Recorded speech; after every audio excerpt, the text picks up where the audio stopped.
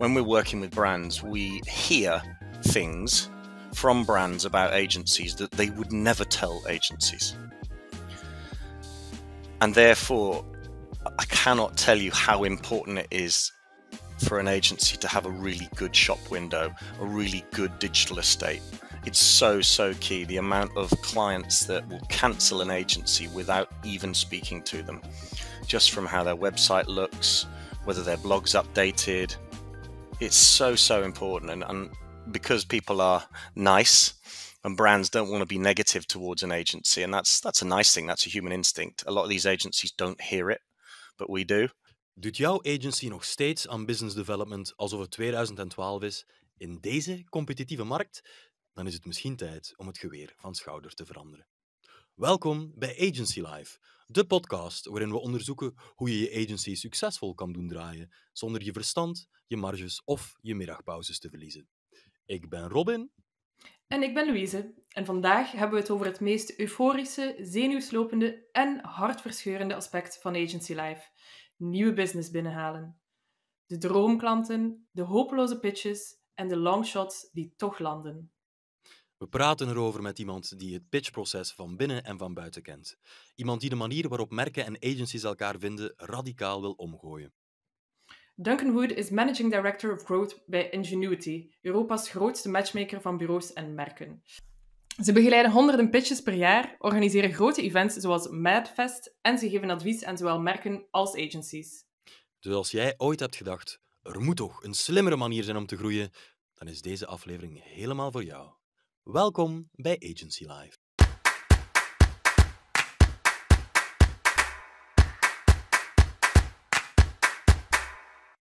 Maar voor we de diepte ingaan met Duncan, een kort woordje van onze sponsor, Teamleader Orbit. Business development draait niet alleen om het binnenhalen van de pitch, het gaat ook om het overzicht bewaren.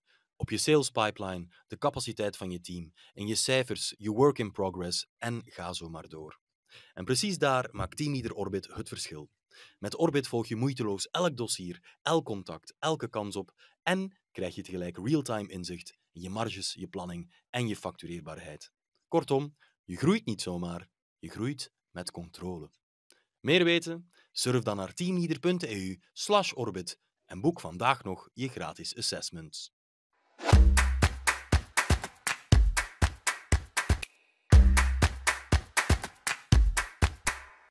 Hello, Duncan. Welcome to the show. Hey. Let's start our questions for today by using the old funnel, more specifically the top of the funnel, from an agency's perspective. Now, you said before that it used to be quite possible to just grab a coffee with a marketing director. What changed?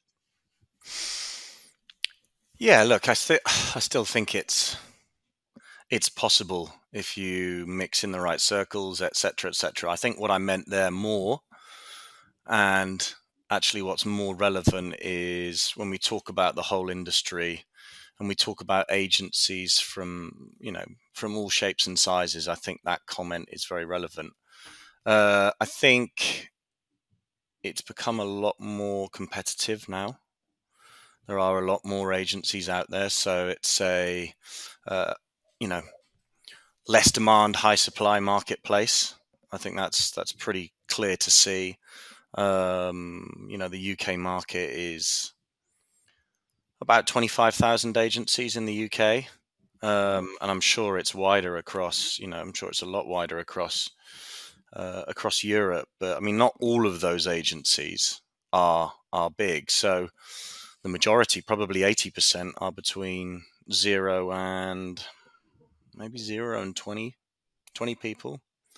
So it's a large amount of agencies. So how do they get time with a marketing director? And I think the reason why it's less easy nowadays is it's a bit of time. I think it's a little bit of I'm trying to think of the term where you have too much choice. The burden of choice. Yeah, there's a specific term for it. I can't think of it now. But when you have so much choice, and every single agency now will say they can do what a brand is asking for. I've got a brief. Who can do it? Every agency puts their hand up, even if they maybe aren't perfect for it. Okay. So I think brands now have got a really difficult difficult job in navigating the agency landscape, and therefore have become a little bit more closed to taking meetings willy-nilly. So I think that's probably one of the key reasons. It's more just an absolute multiple of agencies in the last 10 years. I think we've seen that change. And probably 10, 15 years ago, you had agencies that were quite clearly in certain disciplines. You know, if you go back long enough, it was advertising, PR, DM. Mm-hmm. You know, in the 20 years I've been doing this, you've seen obviously the whole digital space open everything up. So I think it's more just a fear of not really knowing how to navigate the landscape from a brand point of view. Yeah. Yeah. I would guess that the word we were previously looking for might have been the commodification. Everybody's doing it, so it's not Yeah. worth anything anymore. Yeah, a little bit. I think commodification is quite a strong word, actually, because I think when you talk about worth, I think there is definitely value in worth. I think it's just a blurring, and that's quite jarring for brands. I mean, it's good for our business because we help brands navigate the agency landscape, but from a brand point of view, that's tricky, and I can see why they hold off a little bit more. So if you look at like the typical buying cycle now of a brand, they meet an agency way farther into that buying cycle than they ever used to. So they consume a lot of content, they look at a lot of content, they make judgment without meeting agencies far further into the buying process than they used to. Mm-hmm. Does that mean that content in the top of funnel approach of agencies has become more and more important in the past years? Yeah, it has, definitely. And I know, some of the questions that we're going to get onto around agencies' marketing and their content, I think will become and has become incredibly important. So yes, to answer your question, like shop window and how you look and how you come across is like, do you know what's really interesting? When we're working with brands, we hear things from brands about agencies that they would never tell agencies. And therefore, I cannot tell you how important it is for an agency to have a really good shop window, a really good digital estate. It's so, so key. The amount of clients that will cancel an agency without even speaking to them, just from how their website looks, whether their blog's updated. It's so, so important. And because people are nice and brands don't want to be negative towards an agency, and that's a nice thing. That's a human instinct. A lot of these agencies don't hear it, but we do. So, yeah. Can you give an example of something that brand says to you, but not to the agency directly? Oh, I mean, there are so many examples, but, I'm looking at this agency's blog. They haven't updated it in the last 6 months. How are they going to stay relevant and reactive and on point for my brand? Or, this website looks out of date. If they can't look after themselves, how can they help us stay front of mind and stay ahead? And lots of that kind of comments that you just that a brand would never say to an agency, but we hear that. So that kind of stuff's really important. Yeah. Okay. You've seen many agencies try to get noticed by brands. From your perspective and from your conversations, what separates the agencies who just show up on the radar from the ones who actually make a lasting impression and get the business? Yeah, it's a good question. I think the very nature of how businesses and people, it's not just business, this is like us. It's very, very, we want it now, and we need to achieve something now. And I think one of the biggest things that hopefully we'll get across in the time we got to speak today is the appreciation of how long things can take in the new business space. And that's not saying be patient, but a brand being aware of who you are. You may not know if they're particularly aware of who you are because they might not reach out and say, I want to meet you. You were amazing.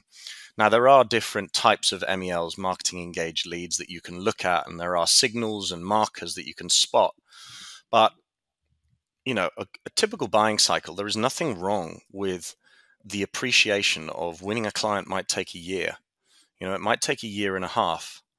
And I think a lot of agencies now are thinking, well, why am I not getting an immediate traction? Why am I not getting bought? Why am I not getting buying signals immediately? So as you have a more competitive agency landscape, I think that the appreciation of the fact that new business can take time. So how does that come full circle to answering your question about, which of the agencies that are getting, I think, awareness the fastest you spoke about? I really, really strongly believe that simplicity, I think, of your proposition, and we'll come on to talk about propositions later, is key. But also really thinking about the types of people that are showing up in front of clients. Again, we're probably jumping around a little bit here, and we'll maybe come to that when we talk about effective pitching. But I do think that some agencies, and I know this is really difficult when you haven't got many people in your business, but some agencies will think, right, these 3 people here, these will always be the people that do new business for our agency. These will be the people that meet clients all the time. And actually you need to think about what types of clients would like what types of people in terms of how they show up, how they speak about stuff in your content, etc. So I think that's really important to people match. But one thing we have seen a lot about people that are getting more awareness from brands is the value add piece. So naturally, when you have more agencies in a marketplace, you need to offer a little bit more value to brands in order to gain traction. And that might mean doing some research. That might mean going the extra mile and having some opinions, not giving away the answers, but maybe giving away more than you might think you have to. And I know some people feel very strongly about, that's our IP, that's what brands should pay for. I think they need to wake up a little bit and understand how competitive the environment is. And I think that's really, really key. And I'm not asking you to give away creative ideas, to give away the answers or solutions, but certainly, let's say if you're putting on an event to attract people, there needs to be a real strong value exchange there. And when I say exchange, the more value you put in, the more exchange of traction and awareness that you'll get back. I think a lot of agencies might sit there and think, well, we've done some good work for this client. Why aren't people calling us, or why aren't people getting in touch? I think you need to offer a lot of value, and a lot of that's being done through good content or events, etc. We're seeing a lot of events working really, really well. Agencies putting on their own events and attracting people. I think that's a really strong methodology at the moment. Is this the era where agencies should really invest more in pre-sales than they did before, like 20 years ago? More personalization, getting the right people in front of the right people, organizing events and whatnot, giving away, let's say, more value upfront to close the deal. Yeah, I think what's really key here for agencies and brands, or both, is to understand the kind of the horses for courses is a term that we've got in the UK. I don't know if that's something similar in Europe. It basically means the right horse for the right course, or the right course for a horse. I think you need to, to answer that question really well, I think you need to look at the different ICPs, we call them, so ideal customer profiles. So if you are a smaller independent agency, that doesn't mean that you can't work with a really big brand, but it depends on what that brand is looking for. So let's say, and equally, if you're a big agency, so a nice example would be, so let's say I'm a big integrated creative agency and I want to target an airline. I don't have an airline, and I really want to work with an airline. It may be the case that the 10 big airlines in the UK or across Europe are all working with agencies at the moment in that space. So therefore, rather than not thinking about, they might all be working with an agency, they might all currently be on a two-year contract. This sort of information is possible to find out. You need to really then understand, what does good look like for you with airlines? Clearly, you're not going to win an airline this year unless one of those agencies mucks up or does a really bad job and gets fired. So what does success look like for you with an airline? It may be that by the end of this year, if every marketing director at those airlines at least knows your agency, or has heard of it, or has turned up to an event that you've done, or has downloaded a piece of content, that's success. You're on their radar. They're not in buying mode, and they might not be for another year and a half. So I think it's an appreciation of how long these types of things can take. I think sometimes, going back to my point earlier, agencies can can feel like they need stuff a bit quicker. But equally, you have a lot of smaller independent agencies who can offer more disruptive tactics, new discipline work, new styles of approach, and they can go to brands that are maybe less of those bigger brands. And those brands tend to be more receptive and more, I think, reactive to smaller agencies, and that's where work can be picked up a bit quicker. So more project-based stuff as opposed to 2-3 year retainers. I think that's really where a lot of independent agencies can win a lot of work. A lot of smaller independent agencies can win work in those kind of spaces. So you might call them like tier 2 brands or tier 3 brands. We're going to dive into the indie versus more giant agencies in a minute, but you said something very interesting. The appreciation of how long something like this will take. Do you think agencies have the financial breathing room to say, all right, we want to land an airline in 2027, so we better invest our time and resources now? It depends again on what your agency's commercial model is, what you're set up to do, whether you want to scale the business or not. But some of the successful agencies we see growing in a sustainable way is a kind of a two-pronged attack. So they might be looking at,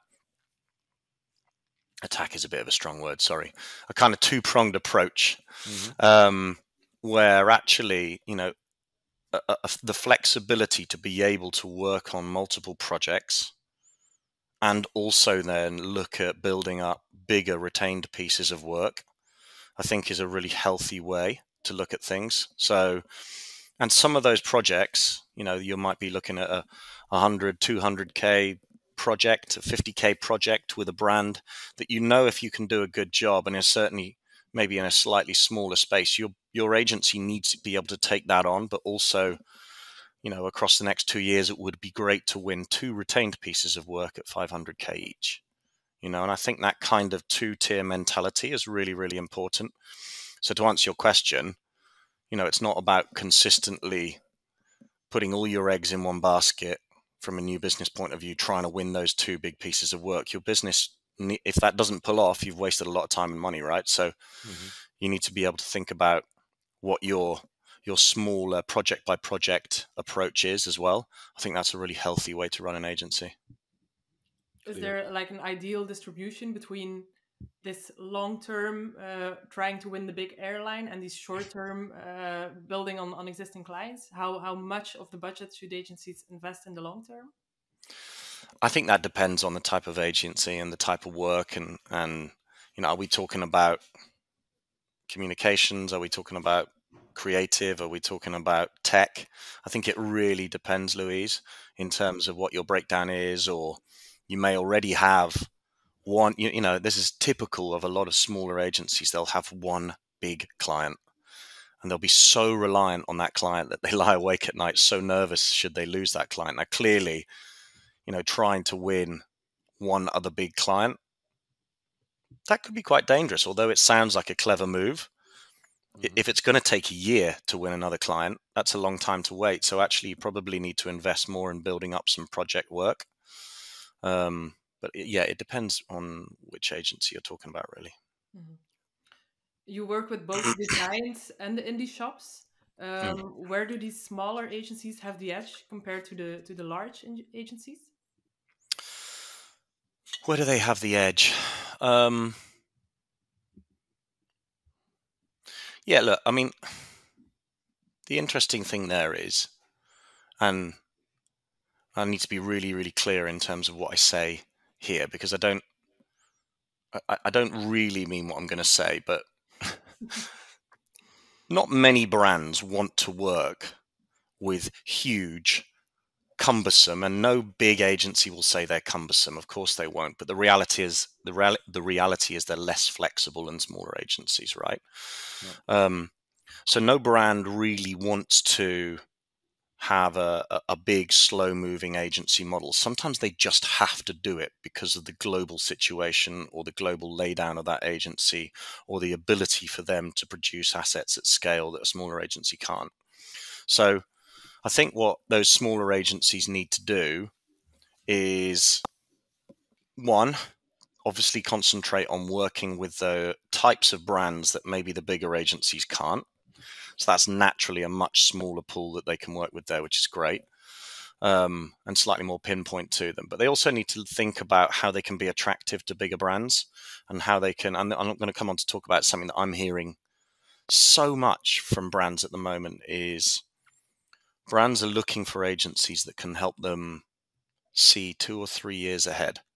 So a lot of agencies will get caught up in the now and how they can help brands now. And I know that's important and it is for their current clients. But the one thing that we keep getting asked, certainly currently, because I don't think I have ever seen so much change going on in the marketing industry and within the agency model space as I'm seeing at the moment. I know that everyone says that every year, but at the moment it's really, really speeding up.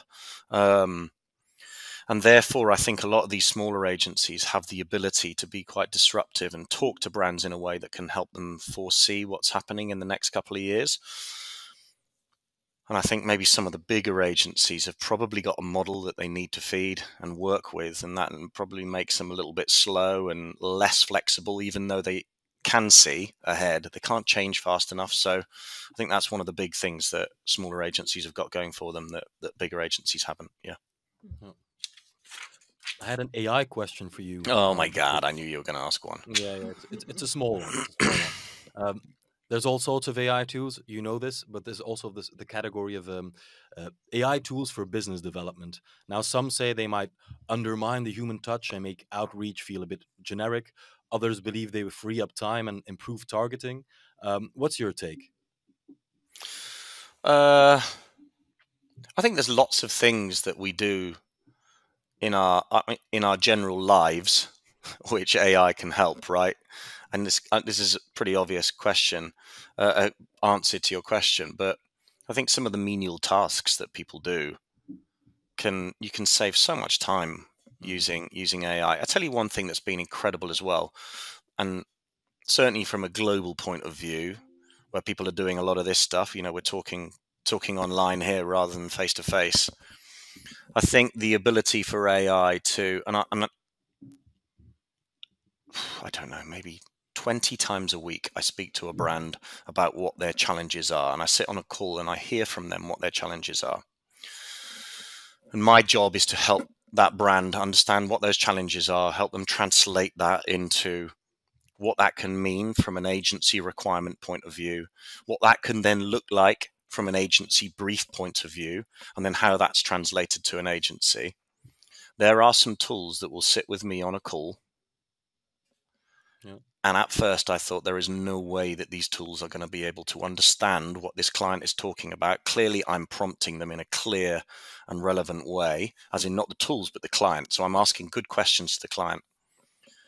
Every time these tools come back with an unbelievably clear, absolutely bang on dissemination of what has been talked about, how that can then be pushed forward into an agency brief.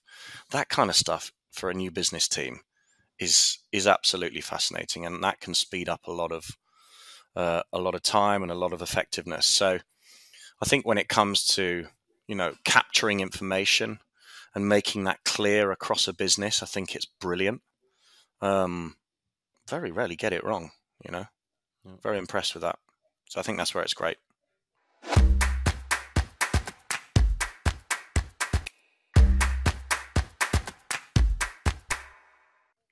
Okay, thanks for that. Let's go to the next topic, which is another big one about the old pitching process. You probably see hundreds or dozens of pitches a year. What do you think is broken about the current traditional pitching model? Okay, so I feel quite strongly about this, and there's a few things to talk about here. I think when people, and the word traditional has, for some reason in our industry, and my God, we could go into depth on this, but for some reason in our industry, in other industries, traditional is a really good thing, right? In our industry, people tend to hate the word traditional. It's kind of against the very nature of what we do in the marketing industry, right? We're always trying to look ahead. What's next? What's next? What's next? There are some really bad connotations around the word traditional. And actually, look, I think it would be, maybe I should say the word stupid. I'm going to say the word stupid. I think it would be stupid to think that there will never be a competitiveness to new business, right? There are going to be businesses who need to compete to win something, and that's fine. I think the negativity around pitching is from behaviors, not the model or the way a competitive situation it's a really fine line, right? There are a lot of bad behaviors. That could be no feedback. That could be ghosting. That could be not giving agencies budgets when a start of a pitch process, bad briefing. These are all behaviors. They're not a model. So when people talk about, is it broken, etc., there's always going to be a competitive element to new business. I think the key is just ensuring that brands understand what the right behaviors are when it comes to competitive environments, right? And I think I will say this absolutely. There are no brands out there that want to behave really badly. It just doesn't happen. It's just no brands want to behave badly towards agencies. They just don't understand different. They don't understand any better. And I think the key job is to help brands understand what good behavior looks like in a pitch. Now, yes, there are a couple of things where you could say, and this is what I mean by the fine line. So when you say model, is having too many agencies in a pitch process, is that the model or is that bad behavior? I'd call that bad behavior. Right. So actually, it's kind of bad behaviors that people are a bit upset about as opposed to the competitive pitch. I think if a competitive pitch is run really well, either by the brand or by an intermediary, great. Everyone's always happy with that. Clearly, the winner is often more happy, but I think that's a really, really key thing, is to understand the difference between behavior and model. Now, one thing I would say, and this is typical, right, in the pitch space, everyone always talks about this, and they always, the most noise we hear about the traditional model or the pitch is broken or where's it going is from the creative industry. So in the creative space. Now, let's not forget that is quite a small part of the marketing industry now, and becoming more and more small, So there is a world of tech pitches going on out there. There is a world of PR pitches. There's a world of, there are so many different disciplines now where pitches are happening. And I think you just need to take into account that not every pitch is a creative or an advertising pitch. That's now the minority, I do think that you need to look at the amount of budget that's being invested by brands, and therefore the level of endurance that you're asking agencies to go through for that budget. I'm absolutely fine with that. And there is a lot of people out there that say we need the pitch to change. The pitch is changing. You just maybe haven't been involved in some of those pitches that are changing. Ingenuity, for one. In the Ingenuity group, we have a variety of different flexible models depending on what the brand is looking for and the budget they've got to spend. And in many cases, they might come to us and say, no, we're looking for an agency. We will tell them to go and talk to two people and decide which one they liked, because their budget's here. The budget is of a certain level. The amount of agencies out there are of a certain level, and we have the confidence that those two are right. They don't need to go through a competitive situation for that. It can be a lot smaller. So, yeah, I think there's a lot of noise, and I know where that noise is coming from, and I think it's slightly misplaced, if I'm honest. Mm-hmm. Yep. So let's take Ingenuity as an example, the way you organize pitches. What, according to you, entails a healthier, modern pitch? Yeah.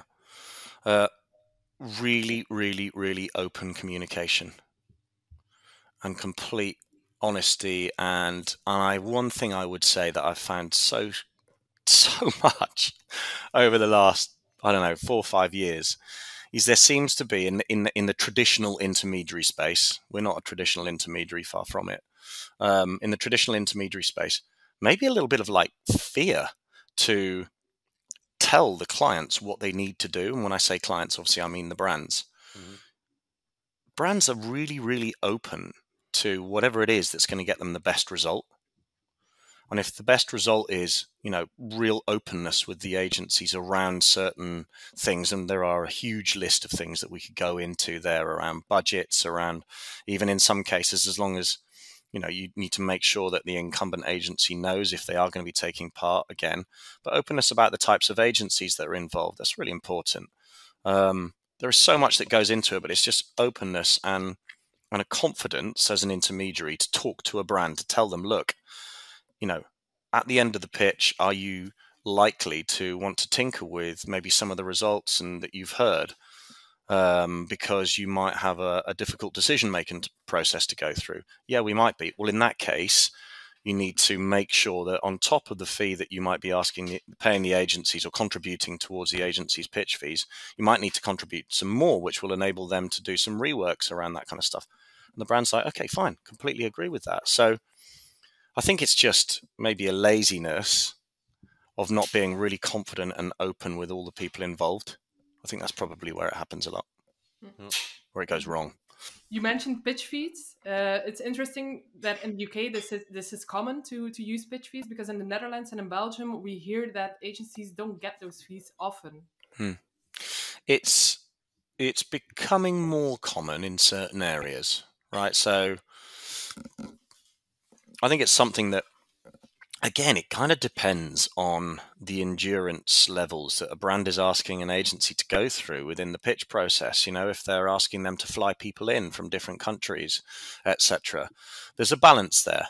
I think there's a really healthy balance. Like, clearly, if it's a big prize to be won and it's a huge account and, that's going to be really important for the agency from a commercial point of view, then, the agency needs to put some efforts into winning that. And you put money towards that as an agency. That's a cost of new business. But equally, it's really, really important that the client understands the levels of cost involved. Now, what we're seeing is more, certainly from Ingenuity, I can speak from our point of view, we're asking brands to contribute towards some of the costs involved from an agency perspective. We're probably not seeing brands reach the entire cost of a pitch for an agency. I don't know whether we'll ever see that. We might. I think it's becoming better. I think it's improving in terms of people respecting that actually we probably need to contribute towards that, and that comes from a variety of areas. Like us as an intermediary, we recommend to the client that they should do that. I think it's a good sign. I think it's a sign of good partnership. It doesn't happen everywhere, Louise. It doesn't. And again, to your point, I haven't heard it anywhere really happening in Europe to a big degree, but I think it's something that's improving for sure. And therefore, also, if the client can't put fees towards it, they need to then think about what that pitch process is going to look like, so that it doesn't take the agencies through a huge, cost pool, so to speak. You mentioned that the best agencies can explain their value in about 90 seconds or less. What, in your eyes, would make a great 90-second value pitch? So, yeah, I just think you need to, from an agent's perspective, I think you always need to be quite customer-centric. So who's the customer? The brand, right? So you can look at this in a number of ways. You could look at it, right, what type of brand do we want to attract? And therefore, your proposition should say, we are an agency for this type of brand. So you can look at it that way, and that makes you quite narrow and quite attractive to the right type of brand. You could look at it the other way around. So how will a brand end up from working with this agency? So we are a brand we are an agency that helps brands get here. So it's all about customer centricity. I think is really, really clear in the proposition. I think there is so much waffle, jargon, self-love of the wrong type that goes into agency propositions sometimes. A brand, you look at all the different types of brands that you can think of where it's a retail brand. They need to sell food. They need to sell cars. These are quite basic things that people need to achieve, marketers need to achieve. So I think being really super clear and quite commercial in your approach, I think, is really, really important. Now, that is not to say that an agency culture is important. Of course it's important. But if you're talking about hooking a brand off cold and making it super clear, we are an agency that helps brands get here, or we are an agency for this type of brand, like really, really clear stuff. I think you could take a lot from that if you're an agency. And I think you'll find that simplicity will get you cut through much faster than anything else. So less waffle, more focus. Yeah, which sounds really generic, right? Everyone probably says that in every business around the world, less waffle, more focus. But actually agency propositions, like, some agencies can lose their heads in stuff and it all becomes like so self-fulfilling. And actually you need to strip it back to what brands want. What are the types of brands you want to work with and what do those brands need to achieve? Set your proposition around that. I think that's really, really key. Okay. We often hear agencies, indeed mostly creative agencies, like you said, but who are very critical towards the pitching process and would actually prefer that pitches just don't exist anymore and they can just drink coffee with people and have chemistry meetings. What would you say to those agencies who believe pitches should stop existing? There's two different things here. One is, I think it's unrealistic for certain brands to be able to do that because they can't. You need to understand the governance of some of these businesses. A bank in the UK can't. They're not allowed to legally. They have to go through a competitive situation. They're just not allowed to. And when you're talking about millions and millions of pounds worth of fee going to an agency, if they get that wrong by choosing one agency without, doing the right due diligence, they will get fired. People lose their jobs over this kind of stuff. So there's a lot of unrealistic chit chat about that. Now, clearly, I'm all for if there is no governance and the agency has got a great relationship and they've fought their way into getting a good relationship with that marketing director and that marketing director appoints them without a pitch. Brilliant. Happy days. That's amazing. But you need to understand that a lot of brands, their governance means that they have to go through a competitive situation. So it just can't not happen. So I think that's quite unrealistic in certain situations. Yeah.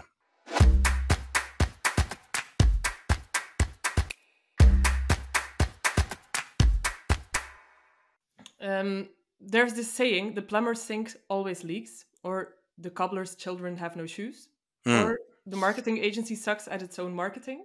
Why do you think agencies are so bad at marketing their own business? I don't think they're bad at it. I think they could be really, really good at it. And I think they probably are really, really good at it. It's just a classic mixture of, to your point, you ask a plumber to do his own sink, he'd probably do it really, really well. It's just maybe they don't understand the importance of it. Going back to my point at the beginning, I think that a lot of agency folk are made up of brilliantly talented strategic leaders, brilliant creative geniuses, but I think actually that sometimes they don't realize the importance of their shop window. And I come back to that beginning piece. And I guess we're here as an intermediary or as a new business and marketing consultant for agencies to let them know that it is so important. And yes, people can, whenever we say to someone, oh my God, your website really needs to be updated. It looks out of touch. It's not quite relevant. Yes, we know we've been saying that for 2 or 3 years. You need, that's really, really important that you get onto this sort of stuff, because that's not me saying that clients are fickle. You might think that actually, yes, a client should not care just about an agency's website and they should go and meet that agency and they should give them 2 or 3 chemistry sessions and get to know them. But that's not realistic. It's a really competitive environment. And I think that, so to answer your point, Louise, I think they're really good at it. They just don't realize the importance of it and maybe don't have enough time. I think it's probably the best answer there. I don't think they're bad at, at doing their own marketing. I just think they either don't have the time to do it or don't realize the importance. Mm-hmm. If you could wave a wand and fix just one thing in an agency's business development approach, what would that be? Probably go back to the waffle thing, get to the point. There is so much in presentations that we see. There is so much in credentials that we see. There is so much in submissions during pitch processes that we see that you could just cut. It's just not relevant. And I find it really frustrating sometimes. And that's not the agency's fault. It's just because I've seen it so many times. So that's almost like it's almost wrong for me to get frustrated with it. And obviously, as you see something enough, but actually I just wish that agencies would sit back and look at their 40 slides and really think about how they can get that down into 10 or 4 or 5 slides, because clients are just not going to read through that. They're not going to look at that. They need to get straight into the point, really clear into the nub of the point you're trying to get across. I think that's the one thing I would change about the new business process. I'd also think, like, come back to the people matching thing, Louise. It's like really, really important that you don't always have the same crew that you think are right for every brand that you go and meet. If it's a pitch or a new business meeting or a chemistry meeting, you need to really think about, like, the people that they're bringing from their side, what your team can offer. If there's someone really junior in your agency, that doesn't mean that they can't go to one of those meetings. That might look really good to that client. Client might think, wow, they've brought someone junior here. We've got someone junior. It might be that they're bringing I know this is really cliche about what I'm about to say, but the client might bring a social media manager or someone from their tech team along. Like, make sure that you people match with those people, because if your senior team, and again, I'm being cliche, if your senior team can't answer some of the questions or don't fit on that person's wavelength, the chemistry will be bad and you will not go through to the next stage. Like, it's just, I see it all the time. So looking at we guess you call it casting's super important. Mm-hmm. Yeah. So should agencies always do this casting based on the client's needs, on the brand's needs, or should an agency have a fixed business development team and then add people? You can have a fixed business development team, but the people that go to the meetings and meet clients or are involved in face-to-face sessions, etc., that is where the best agencies that we see succeed with us are the agencies that will, and this is on the brand side of our business where we help brands find agencies, is where the business development team will give me a call and ask me everything about the people at the brand. What are they like? How do they speak? Are they like this? Are they like that? Are they like really like high level of detail? The questions I get asked about the individuals, so that the agency can then cast a team that are really well matched. And that can be sex, that can be like age, it can be so many different things, but it's really, really important that happens.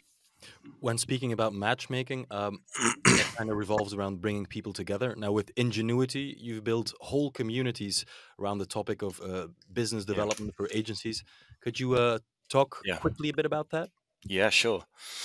So I think, like, look, communities have always been important. It's not, the word community, your local community where you live is important. But I think when we talk about stuff and this goes right back to your first question, Robin, around like clients and having less time to go and meet people, right? So what we've started to do is, this is for us, but agencies can do this as well.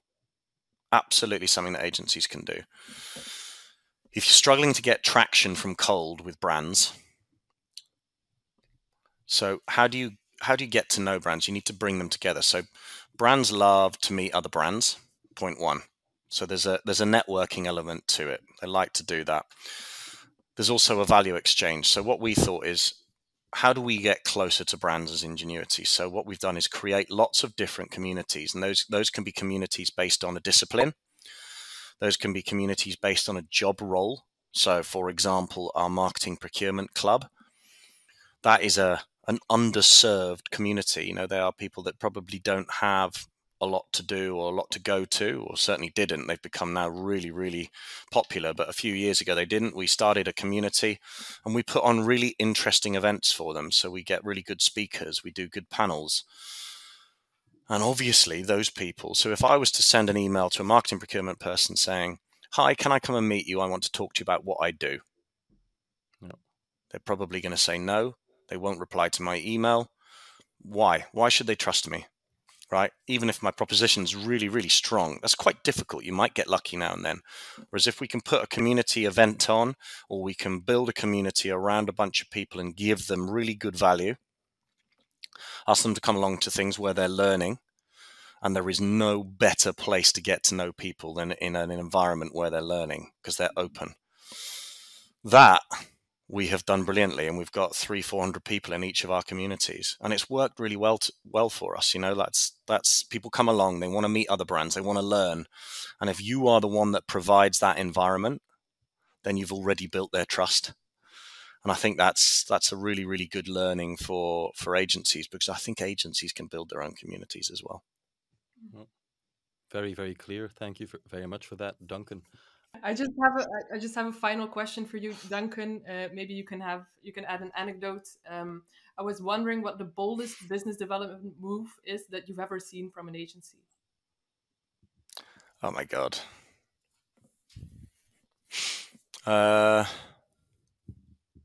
They range from like to the top of the funnel stuff all the way through to pitches, to pitch behaviors. Oh my God, I've seen some funny things over the years. Like we would send, so from an agency perspective, when we used to work with agencies, one thing we did was like, we'd send out a little package. This was for an agency we used to work for, helping them from a business development point of view. We used to send out a little box with a mobile phone in it, and it just had one number on it. And it was the number of the MD of the agency. And this was back when like mobiles were kind of not quite what they used to be. That was quite cool. What else did we do? We used to send out like the unbinnable letter. So it was like a sheet of metal, but the letter was on the metal, so you can never throw it away. So it just stays on the desk the whole time. That was quite amusing. Yeah, all the way through to pitches. We've seen some crazy stuff in pitches from agencies, you know, or even like some agencies who have pulled out, knowing that the client loved them at the beginning of a process. They've tried to pull out of the process to get the client to appoint them so they don't have to go through the pitch. That never worked. It never worked. But yeah, we've seen some bold stuff over the years for sure. Mm-hmm. Yeah. Bold is good. Bold is good indeed. Bold gets you noticed. Correct. Hopefully in the right manner. Yeah. How about a little closer, Louise? Yes, let's do that.